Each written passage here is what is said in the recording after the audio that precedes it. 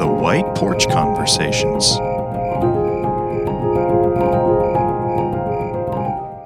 What's up, guys? Welcome to the White Porch and White Porch Conversations. We are back. We apologize for the off week. Had a little bit of the vid going around. Clay's family had it. My family had it.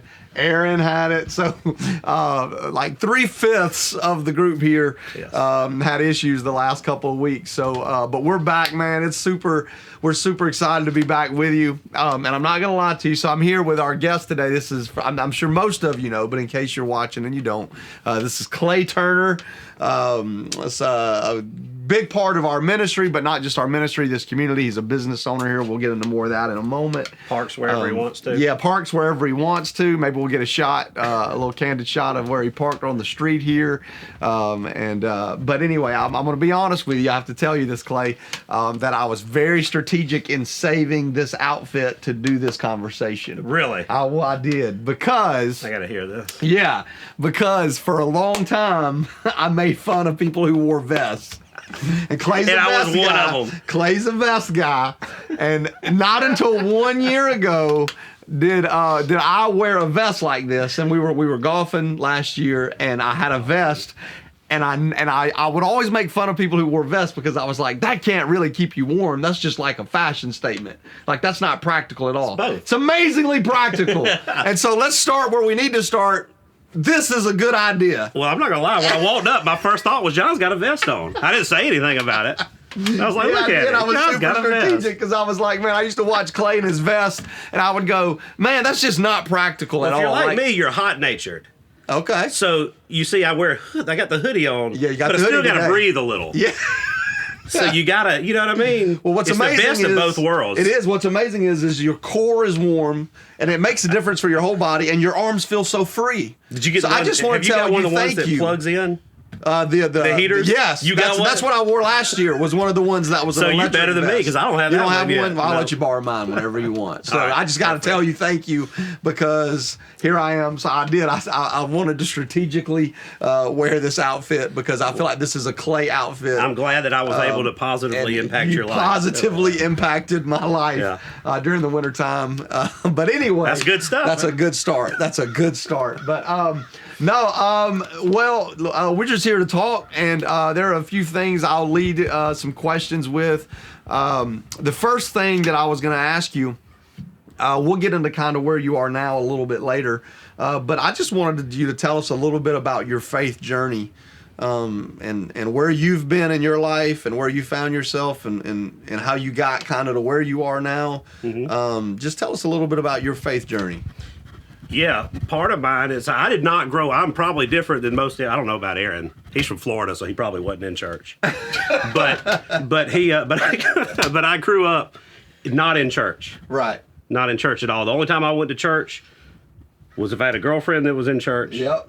Or if I wanted to play on the softball or basketball team. I mean, that was it. There you go. That's really what I did. So I was very infantile, as a child. I just wasn't very church. I was baptized at an early age. Okay. So when my mom was married previously, and I was around Willa Blanche's age, going into first and second grade, I was baptized at the time. I think it was a little bit early, but kind of went away. Then when Macy and I started dating, kind of got back into the church up here a little bit, but it was very casual. Yeah. Not an active member. Going, right, but more going through the motions. Yeah. And so it was not until about probably, 7 or 8 years ago, where I started having a lot of thoughts, trying to figure out where I really needed to be and what really needed to be going on. And then, were they things that just started happening internally for yourself? Yes, or all was it internal. External all influence? all internal. Okay. All internal. It's amazing how those moments happen, how people who aren't pressured from the outside still find moments where they're drawn to something. I just think those moments are powerful. And part of it was a lot of questions that I didn't know the answers to. And it was in scenarios where I really couldn't ask people the questions, because if I asked them the questions, they'd have thought for sure I didn't believe in God, and so kind of just an odd place to be, Yeah.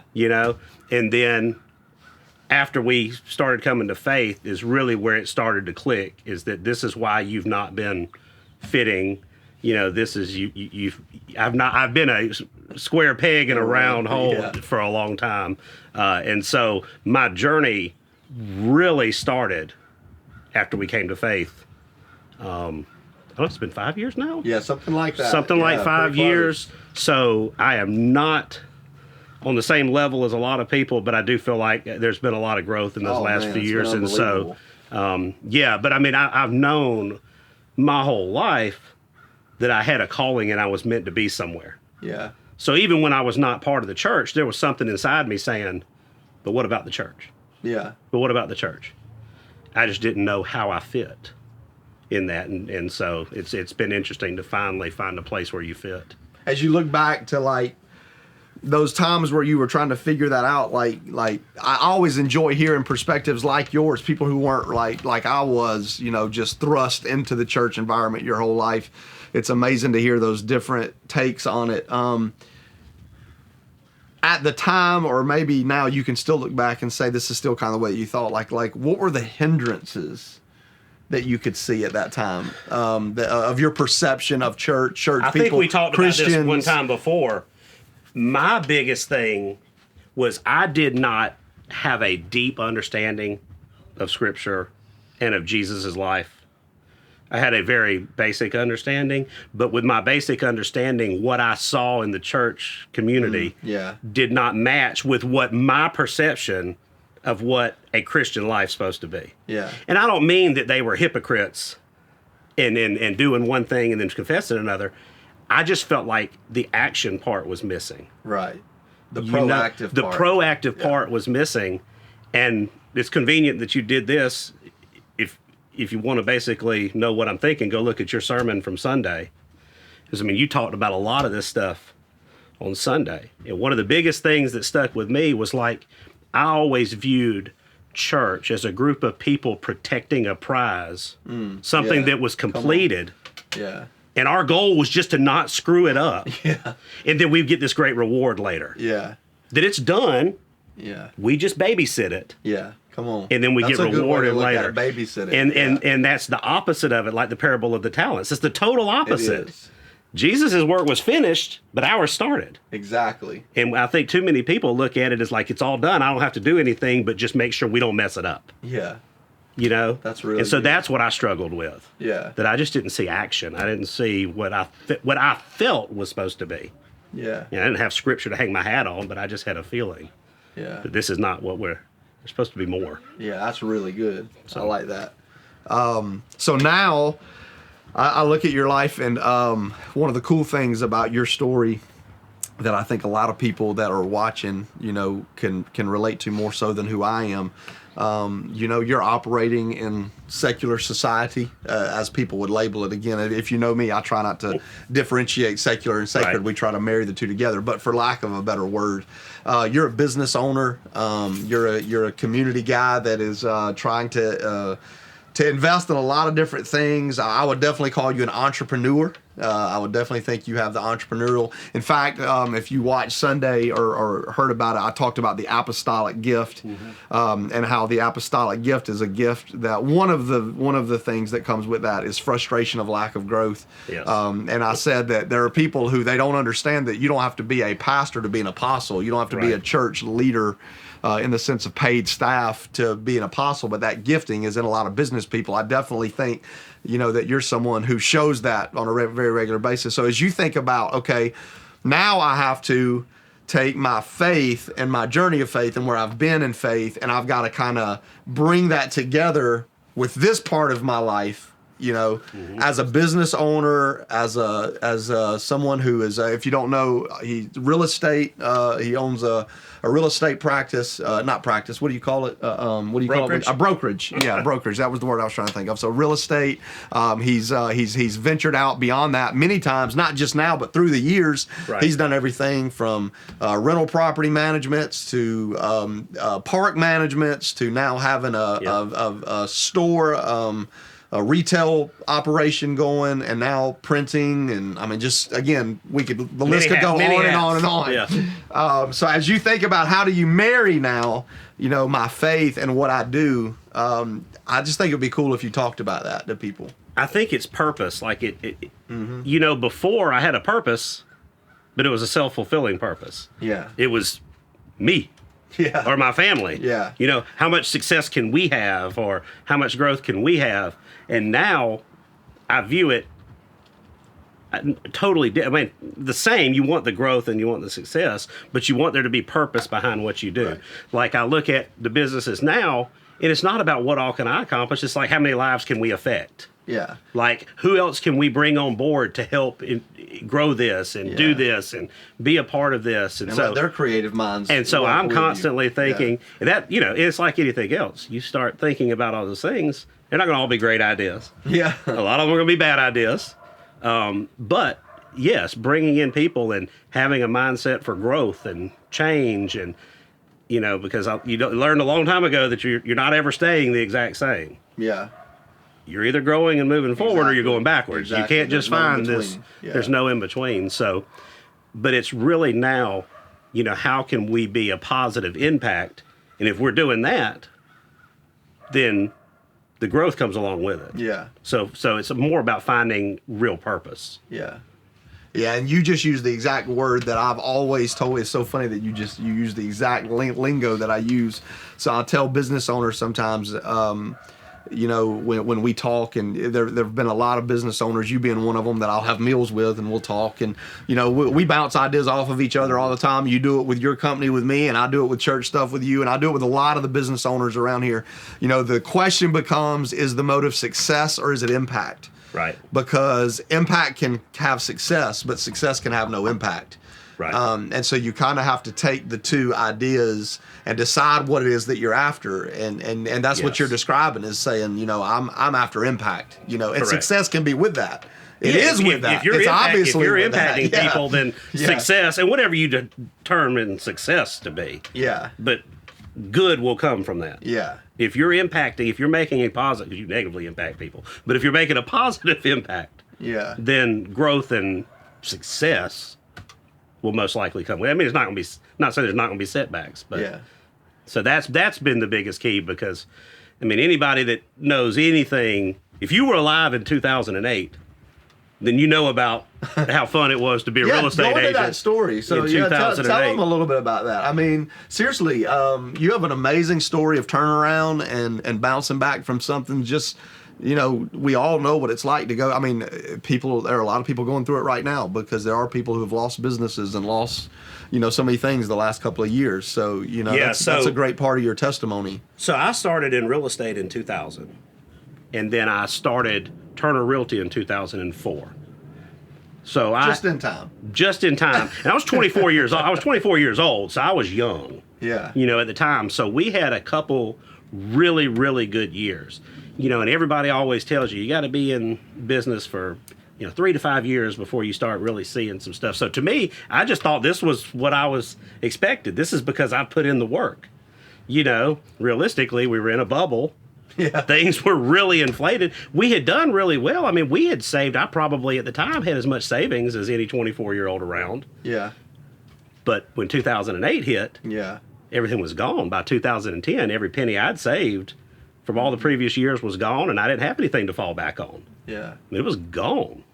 And so we had to figure out how to regroup, how to make it through it, and then rebuild the business. And to me, like you said, you've got scripture that you think about every day, or especially if it's good for business leaders. But to me, I mean, our house was built on the sand. Yeah. Those first few years. We didn't have a firm foundation.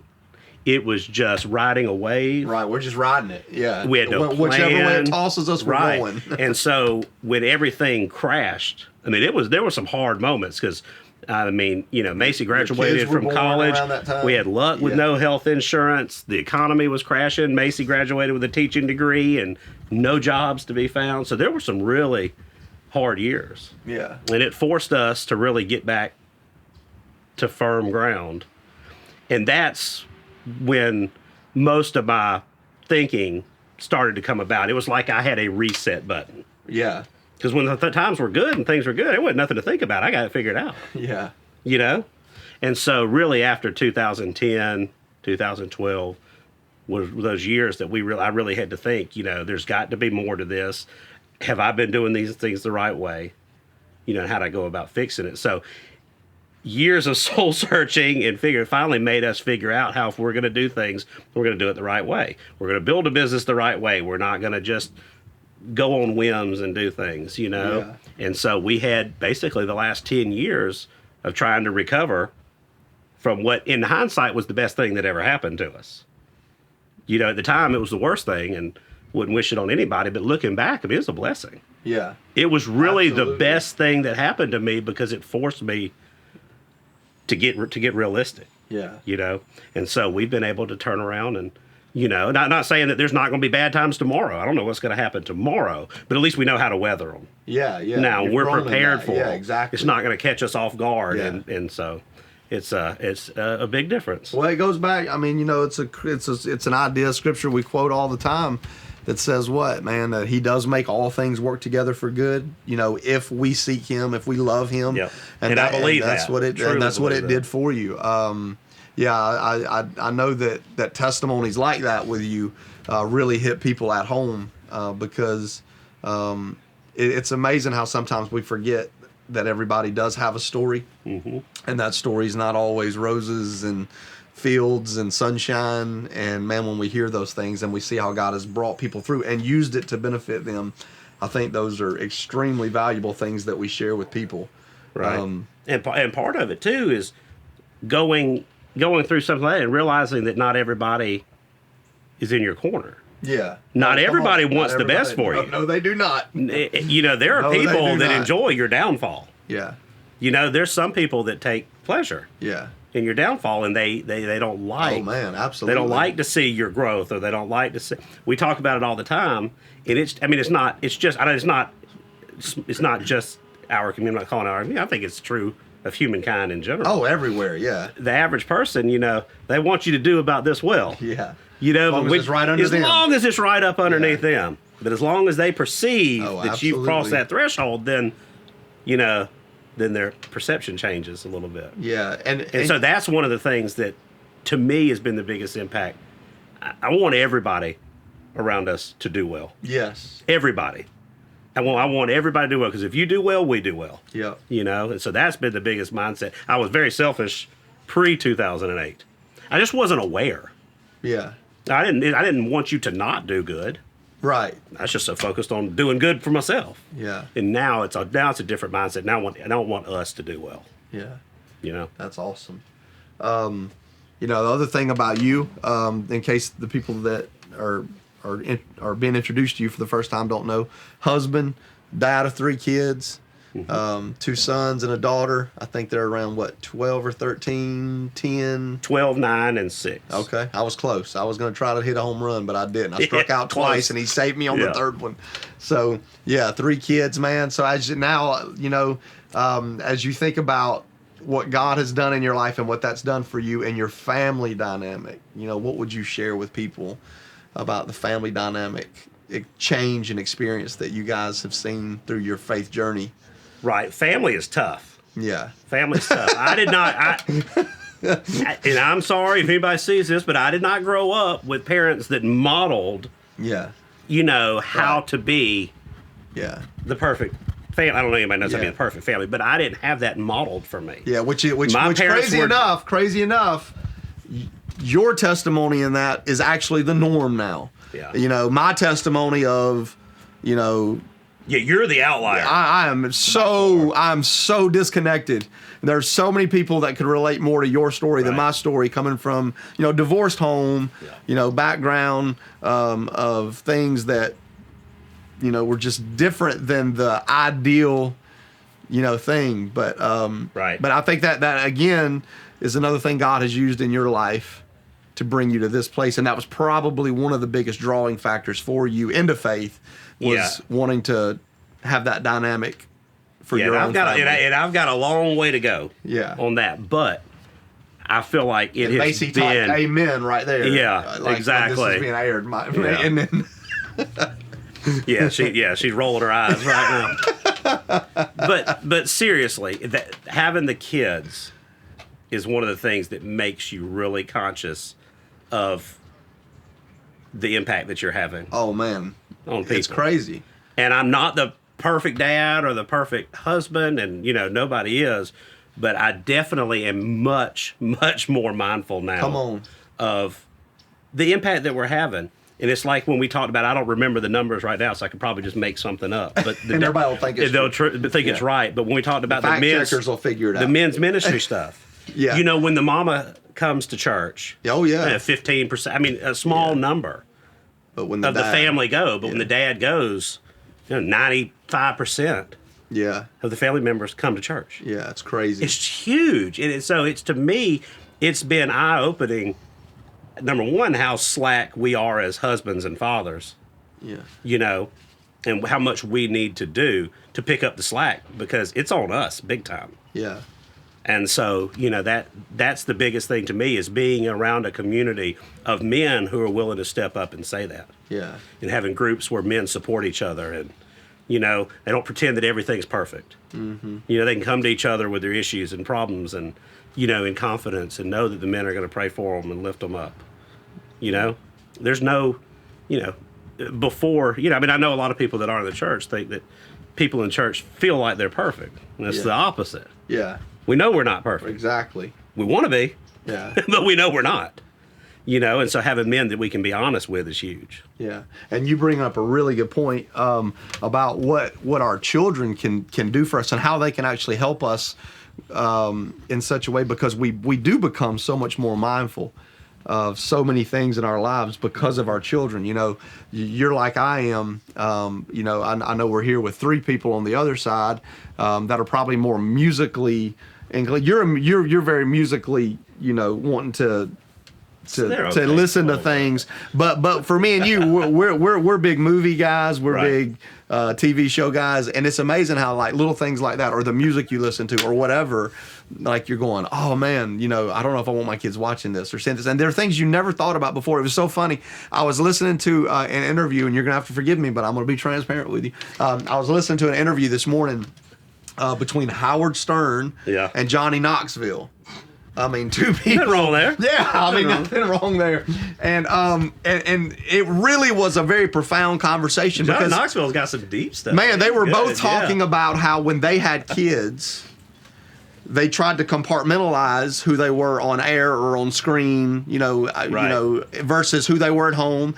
And they were both saying, like Howard Stern would say, I wouldn't let my kids listen to my show. Right. And I would tell them, I would say, that's not who I am.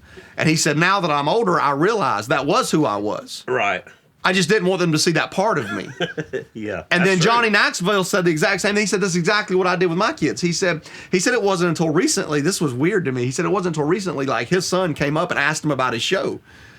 And they had never talked about it. And his friend started saying, your dad's from this show. Oh, wow. And his son didn't even know it. Oh, that's wild. It was just the craziest story. And he said it was because I was trying to keep this from him. I didn't think it was appropriate for my kid. And you hear people like that aren't even people of faith that show the power of what parenting can do for my, morality, my spiritual growth, all of that stuff. And it really is true that kids change that dynamic in a really big way, because you might want to hide something from them. But what it should do is just bring light to, I want to become better than this, I think it's like you were talking about Sunday, when you put the tape down, on the line, and you talked about being sin conscious. Yeah. And I feel like that's how a lot of people are raised, and they're so sin conscious that they're not focused on holiness. Exactly. And to me, it's what are you focused on? Are you focused on not sinning? And so then every little thing becomes magnified. And it becomes a stumbling block at the end of the day. Right. It becomes a stumbling block, or becomes an issue. Or are you just focused on being holy? Yeah. And know that you're just going to fall short sometimes, but the ultimate goal is to be holy. Yeah. To me, that's a whole lot better approach than trying to just block the sin on a daily basis. Yeah. Yeah. Exactly. And you see it all the time. Parenting, I'm not knocking anybody's parenting, but you can do it whatever you want to. I mean, you can shelter your children from everything on earth, Yeah. but then they turn 18.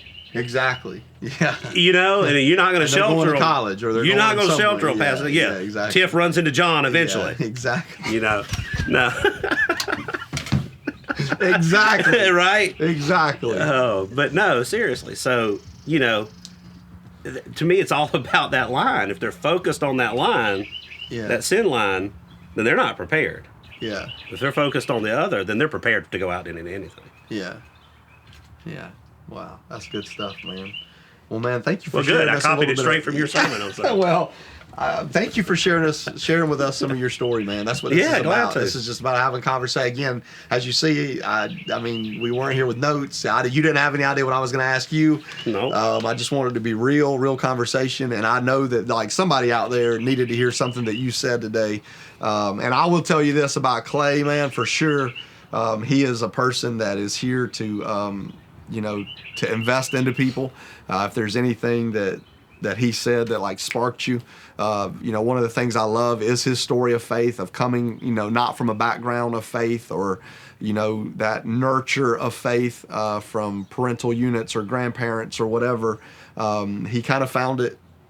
He kind of had to find it on his own. That's right. And that's a beautiful story. And it's amazing how God draws people like that, and how God has completely radically changed Clay. I'm definitely someone that will vouch for his transformation story. It's been such an amazing thing to walk with him and be with him through this journey. And man, we love you. I appreciate what you do for this Love all you guys, community. man. It's because of those of you. you who didn't know, all the shirts that have been printed up lately. Soap Creek Market Soap Creek. is the print company that we're using now, and I know we have a lot of people in the church that print, so I'm not going against anybody else, but we are grateful for our relationship with them, just having business owners in our community that are kingdom-minded, community-minded. It's just incredible. So thank you for that. You're welcome. Thank you, guys. I hope it's a contagious thing that happens. In fact, I'll give you a little quick plug, a little commercial real quick.